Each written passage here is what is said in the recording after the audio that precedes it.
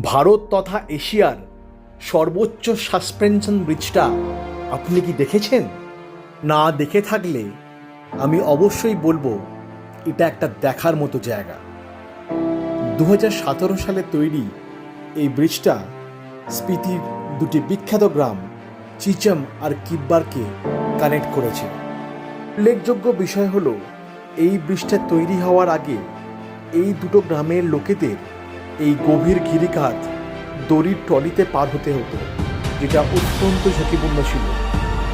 এই অসুবিধের সমাধান করার জন্যই বিআরও প্রায় 15 বছর ধরে 4.5 কোটি টাকা খরচা করে এই ব্রিজটি বানিয়েছেন, যেটা এখন এক দর্শনীয় স্থল হয়ে উঠেছে।